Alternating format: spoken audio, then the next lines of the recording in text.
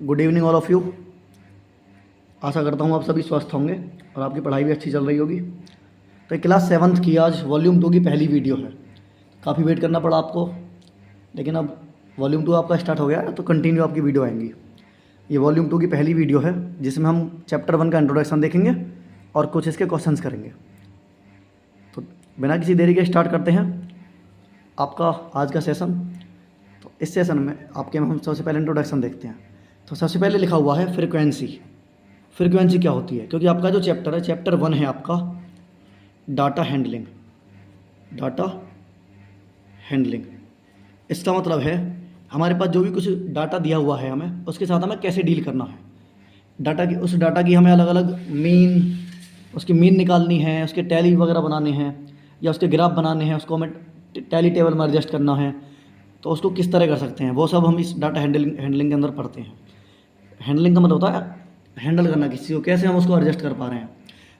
तो आपका चैप्टर 1 है डाटा हैंडलिंग, जिसका मतलब है डाटा के ऊपर किस तरह से हमको वर्क करना है वो सब इसमें आपका दिया गया है। तो सबसे पहले इसका इंट्रोडक्शन देखते हैं बिना किसी देरी के, करते हैं स्टार्ट। तो सबसे पहले फ्रीक्वेंसी। फ्रीक्वेंसी क्या होती है? Frequency is the number of times a particular figure occurs in the given data. इसका मतलब क्या है, हमारे दिए हुए डाटा में कोई भी पार्टिकुलर फिगर, मतलब एक कोई भी पार्टिकुलर चीज़ हो सकती है जिस चीज़ के ऊपर हम बात कर रहे हैं। हो सकता है वो कुछ स्वीट्स हो सकते हैं, हो सकता है कुछ बुक्स हो सकती हैं, हो सकता है कुछ स्टूडेंट्स हो जिनके ऊपर हम बात कर रहे हैं, उनके मार्क्स की बात कर रहे हैं या उनकी हाइट के अकॉर्डिंग बात कर रहे हैं। तो जो भी हमारी चीज़ होती है जिसके ऊपर हम बात कर रहे हैं, जो हमारा डाटा है, उसको क्या बोलते हैं? एक पार्टिकुलर फिगर। तो हमारी जो भी पार्टिकुलर चीज़ है जिसके ऊपर हम बात कर रहे हैं, तो वो हमारी टोटल कितनी बार आई है। नंबर ऑफ टाइम्स का मतलब है कितनी बार वो रिपीट हुई है हमारे डाटा में। एक चीज़ हमारी कितनी बार रिपीट हुई है उसी को बोलते हैं उसकी फ्रीक्वेंसी। सपोज करिए हमारी क्लास में 10 बच्चे हैं, जिनमें से 4 बच्चे ऐसे हैं जिनको मैथ पढ़ना अच्छा लगता है, 3 बच्चे ऐसे हैं जिनको साइंस अच्छी लगती है, 2 बच्चे ऐसे हैं जिनको कुछ और अच्छा लगता है। तो इसमें अगर हम देखें तो जो मैथ है, मैथ को 4 बच्चे पसंद कर रहे हैं, तो मतलब मैथ की जो फ्रीक्वेंसी है वो क्या हो गई? 4 हो गई। तो इस तरह हम बात करते हैं फ्रीक्वेंसी क्या होती है। एक बार फिर से देख लें, किसी भी दिए हुए डाटा में, कोई भी डाटा जो हमें दिया गया है उसमें एक पार्टिकुलर चीज़ कितनी बार रिपीट हो रही है, कितने लोगों के पास है या कितने लोग उसको पसंद कर रहे हैं, वही उसकी फ्रीक्वेंसी होती है। ठीक है, अब बढ़ते हैं आगे। इसके बाद है मीन। मीन क्या होता है? An average. एवरेज या मीन एक ही चीज़ होती है। ठीक है, यहाँ पर लिखा हुआ भी है mean is same as average. Mean बिल्कुल सेम टू सेम एवरेज की तरह होता है, बस इसमें डिफरेंस क्या है वो मैं आपको बताऊंगा अभी। तो अभी आप देख लें, एन एवरेज या an mean is an average या ए मीन एक ही बात है। आप देख लें इसको, an average is a number that shows the central tendency of A group of observations. इसका क्या मतलब है? हमें कुछ ऑब्जर्वेशंस दी हुई हैं। ऑब्जर्वेशंस मतलब कुछ चीज़ें दी हुई हैं हमें, उनका एक ग्रुप है। उनके ग्रुप में जो सेंट्रल टेंडेंसी मतलब जो इक्वल एक मिडिल चीज़ होती है ना, उसके अकॉर्डिंग उसको जो शो करता है। जैसे मान लो कोई भी चीज़ हमें दी हुई है, कुछ हमें ऑब्जेक्ट्स दिए हुए हैं जिनकी वैल्यू अलग अलग है। जैसे हिंदी के 10 हैं, इंग्लिश के 15 हैं या मैथ के 16 हैं। तो ये जो कम ज़्यादा हैं इनको अगर हम सेंट्रल से देखें, मतलब मिडिल में देखें, बिल्कुल इक्वल देखें सबकी वैल्यू इक्वल कितनी आ रही है। अगर इक्वल लें तो एक केस में कितनी वैल्यू आएगी, उसी को जो शो करता है उसको बोलते हैं मीन या एवरेज। तो एवरेज या मीन क्या होता है? जो दी हुई ऑब्जर्वेशंस के ग्रुप में से एक सेंट्रल टेंडेंसी को शो करता है। सेंट्रल टेंडेंसी मतलब इक्वल वैल्यूज को अगर हम डिफाइन कर दें। अच्छा, इसमें फिर दिया हुआ mean is same as average. Mean same to same average की तरह होता है। अच्छा, फिर इनमें डिफरेंस क्या है दोनों में? देखो, मीन जो होता है वो स्टैटिक्स में होता है। स्टैटिक्स एक ब्रांच होती है मैथ की, एक मैथ के अंदर एक सब टॉपिक है स्टैटिक्स। जो मीन होता है वो स्टैटिक्स में होता है, और जो आपका एवरेज है वो आपका होता है अर्थमेटिक में। अर्थमेटिक मतलब अंकगणित। तो बस यही डिफरेंस है, मतलब दोनों चीज़ सेम है। अगर हम स्टैटिक्स में पढ़ रहे हैं तो उसको मीन बोलते हैं, और अर्थमेटिक में पढ़ रहे हैं तो एवरेज बोल देते हैं। बस यही है, और इसमें बाकी सब क्या है? सेम है। इसके बाद हम देखें, अगर हमको मीन निकालना है तो कैसे निकालेंगे? मीन निकालना है तो इसका फॉर्मूला होता है sum of observations upon number of observations. Observations का मतलब जो चीज़ें हमें दी हुई हैं, जो चीज़ें हमें दी हुई हैं वो कितनी हैं, उनको गिन के जो हम निकालेंगे कि वो कितनी हैं, उसको बोलते हैं नंबर ऑफ़ ऑब्जर्वेशंस। और उन सब की वैल्यू जो है उनको अगर ऐड कर देंगे तो वो होता है सम ऑफ ऑब्जर्वेशंस। तो सब चीज़ों को सम करके वो चीज़ें कितनी हैं उसका डिवाइड करेंगे तो मीन निकल के आ जाएगा। इसके बाद अगर हमको किसी ऑब्जर्वेशन की रेंज निकालनी है, रेंज, तो रेंज कैसे निकालते हैं? Highest value minus lowest value. मतलब पूरे ऑब्जर्वेशन जो हमें दिए हुए हैं उनमें जो सबसे बड़ी वैल्यू है वो क्या है और सबसे छोटी वैल्यू है वो क्या है, उनके बीच का डिफरेंस अगर हम निकाल दें तो वही क्या होती है, उसकी रेंज होती है। ठीक है, तो ये आपका एक इंट्रोडक्शन था। अब बढ़ते हैं आपके क्वेश्चन की तरफ, बिना किसी देरी के एक्सरसाइज स्टार्ट करते हैं। देखिए बेटा, ये आपके एक्सरसाइज 1 का क्वेश्चन नंबर 1 आपके सामने है, जिसमें दिया गया है find the mean of given data. हमें कुछ डाटा दिया हुआ है, उसका हमें क्या निकालना है? मीन निकालना है। तो ये आपके इसमें 2 क्वेश्चन है, क्वेश्चन फर्स्ट और क्वेश्चन सेकंड। तो बिना किसी देरी के करते हैं दोनों को सॉल्व। देखिए बेटा, अगर हमको यहाँ पे क्या निकालना है? हमको निकालना है यहाँ पे मीन की वैल्यू निकालनी है। तो मीन का फॉर्मूला क्या होता है? मैंने अभी आपको बताया था, sum of observations upon number of observations, number of observations. तो सॉल्व करें इसको हम। यहाँ पे 45 plus 52 plus 42 plus 64 plus 60 plus 71 plus 56 plus 50 upon number of observations. अब इनको हम गिनेंगे कितनी हैं, इनको देखें 1 2 3 4 5 6 7 8। तो टोटल हमारी ऑब्जर्वेशन जो है वो कितनी है? 8 है। अब इन सबको ऐड करेंगे, इन सबको अगर हम ऐड करें तो इन सबको ऐड करके देख लेना आप एक बार, ऐड करके आ जाएगा 440 अपॉन 8। अपॉन में 8 है ही। अब अगर 8 का डिवाइड करें इसमें तो आपका आंसर आ जाएगा 55। यही आपका आंसर है इसका। एक बार फिर से मैं आपको बता दूं, देखिए मीन हमको यहाँ पे निकालना था, तो मीन का फॉर्मूला होता है sum of observations upon number of observations. मतलब टोटल कितने नंबर हैं उनको गिन के नीचे लिख दो और जितने भी नंबर हैं सबको ऐड करके ऊपर लिख दो। तो ये सब नंबर जो भी हैं यहाँ पर मैंने यहाँ पे इनको लिखा और ऐड कर लिया, और इनको गिनेंगे तो ये 1 2 3 4 5 6 7 8 है। 8 अपॉन में लिख दिया, इन सबको ऐड करके 440 आया, 8 का डिवाइड किया तो आंसर 55 आ गया। इस तरह ये आपका क्वेश्चन सॉल्व हो गया। देखते हैं next question. Question number second है आपके सामने, इसमें भी क्या निकालना है? मीन निकालना है। अब मैं इसका फॉर्मूला नहीं लिख रहा हूँ दोबारा से, फॉर्मूला आपने ऊपर देख ही लिया।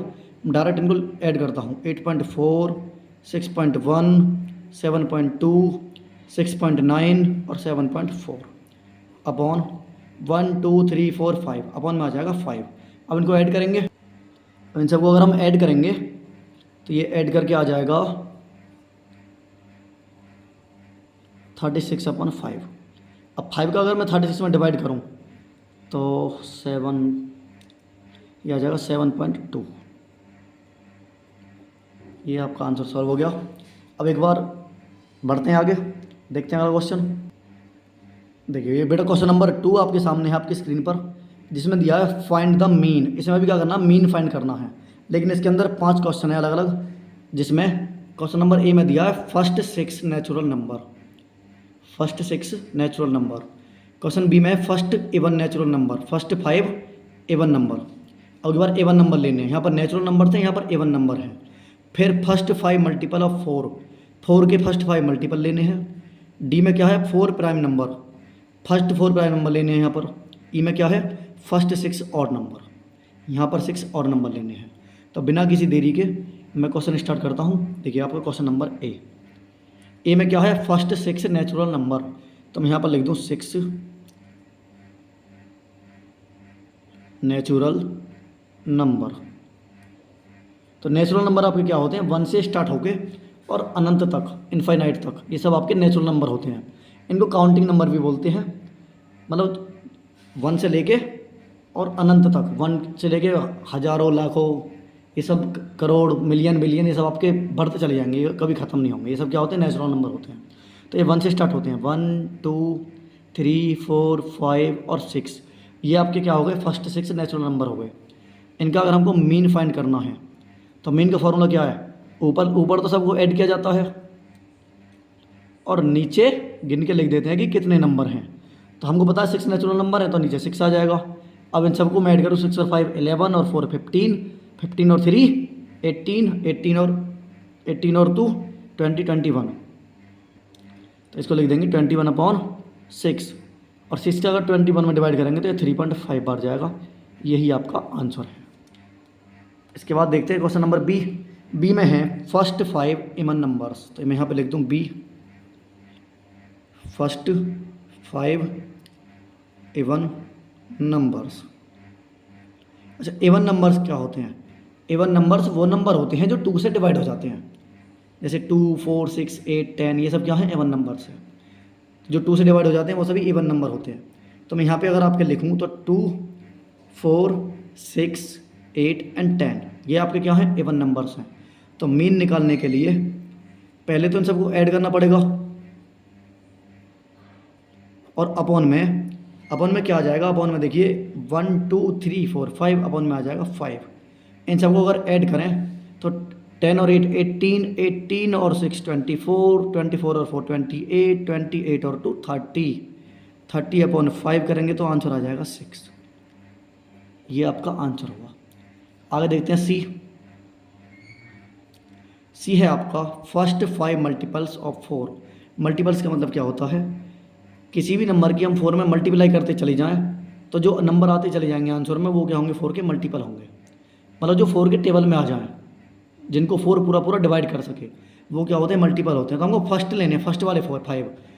तो यहाँ लिखें फर्स्ट 5 मल्टीपल्स, फर्स्ट 5 मल्टीपल्स क्या होंगे? तो मैं वो यहाँ पे लिख देता हूँ क्या होंगे। देखिए सबसे पहले 4, फिर 8 12 16 एंड 20, ये सब क्या है? 4 के मल्टीपल्स हैं। अब इनका अगर मीन निकालना है तो इन सबको ऐड करना पड़ेगा, और अपॉन में आ जाएगा 1 2 3 4 5, तो अपॉन में आ जाएगा 5। और देखिए 8 और 4 12, 12 और 12 20, 8 और 4 12, 12 और 12 24, 24 और 16 40, 40 और 20 60, 60 अपन 5 करेंगे तो आंसर क्या आ जाएगा? 12 आ जाएगा। ये आपका आंसर हो गया इसका, सी वाले का। आगे देखते हैं डी। इसके बाद यहाँ पे डी देखते हैं। डी है आपका first 4 prime numbers. Prime number क्या होते हैं? प्राइम नंबर वो नंबर होते हैं जो सिर्फ 1 से कटते हैं और खुद से कटते हैं और किसी भी नंबर से नहीं कटते। ऐसे नंबर जो भी हैं उनको हम लिखेंगे यहाँ पर 4 प्राइम नंबर्स। अगर मैं इनकी बात करूँ आपसे तो 2 3 5 एंड 7, इनके क्या है? दो फैक्टर होते हैं, एक तो 1 और एक ये खुद। अब यहाँ पर 1 नहीं लेंगे हम, क्योंकि 1 हमारा प्राइम नंबर नहीं होता, क्योंकि 1 का सिर्फ एक ही फैक्टर होता है 1 का फैक्टर 1 ही होता है केवल, उसमें 2 फैक्टर भी नहीं होते, इसलिए उसको हम प्राइम में नहीं रखते। अब इसका अगर हमें इनका मीन निकालना है तो ये 2 + 3 + 5 + 7 अपॉन 4, ये 3 और 2 5, 5 और 5 10, 10 और 7 17, 17 अपॉन 4 हो जाएगा। अब इसमें अगर 17 में 4 का डिवाइड करें तो हमारा आंसर क्या आएगा? 4.25। यही इसका आंसर है। अगर एक क्वेश्चन और बचा है ई, उसको और कर लेते हैं। देखिए क्वेश्चन नंबर ई। ई है आपका first 6 odd numbers. Odd number क्या होते हैं? जो 2 के टेबल में नहीं आते, जो 2 से पूरे नहीं करते, वो सब क्या होते हैं? ऑड नंबर्स होते हैं। तो यहाँ लिखें 6 ऑड नंबर्स। कौन कौन से हैं? तो सबसे पहले 1 3 5 7 9 एंड 11। अब अगर मीन निकालना है तो 1 + 3 + 5 + 7 + 9 + 11 सबको ऐड कर देंगे, और अपॉन में 1 2 3 4 5 6, अपॉन में आ जाएगा 6। अब इन सबको अगर ऐड करें तो 3 और 1 4, 4 और 5 9, 9 और 9 18, 18 और 7 25, 25 और 11 36 अपॉन 6। अब 6 कैसे में डिवाइड करेंगे तो आंसर आ जाएगा 6। ठीक है। इसके बाद मैं आपको एक चीज़ और बताता हूँ, इंट्रोडक्शन में एक चीज़ और मैं आपको ऐड करके बता देता हूँ, उसको भी आप पढ़ लें। एक चीज़ और होती है टैली मार्क। इसको भी आप इंट्रोडक्शन में देख लेना, टैली मार्क क्या होते हैं। Tally mark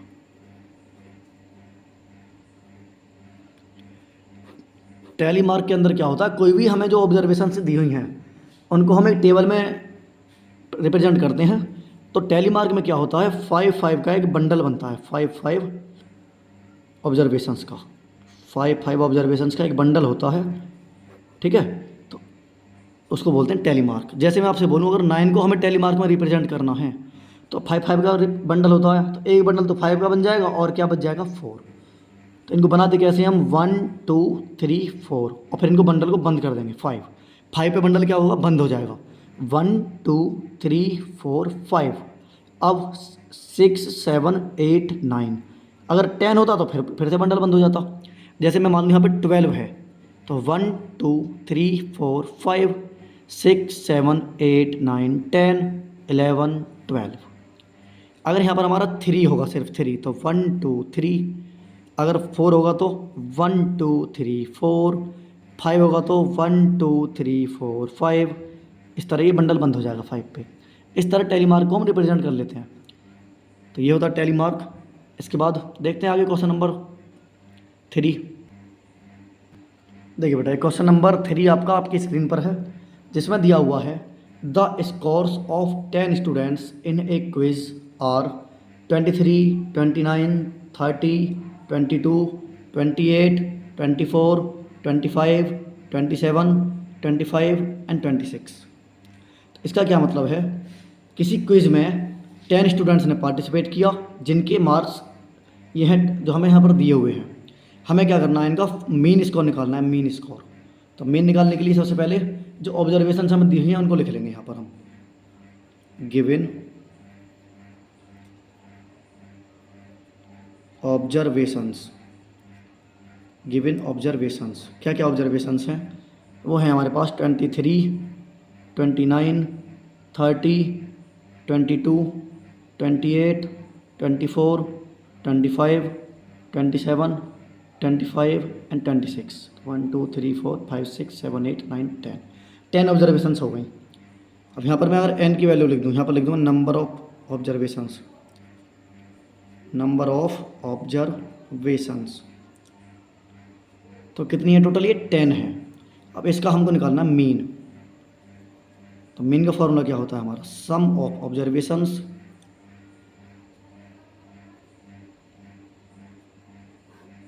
upon number of observations, number of observations, ये हमारा फॉर्मूला होता है। तो सबसे पहले हम इन सबको ऐड कर लेंगे, ऊपर इनको ऐड कर लेंगे 23 + 29 + 30 + 22 + 28 + 24 + 25 + 27 + 25 + 26 अपॉन नंबर ऑफ ऑब्जर्वेशन हमारी कितनी है 10। तो अपॉन में क्या आ जाएगा 10। अगर इन सबको अगर हम ऐड कर लें, तो ऐड करते हैं,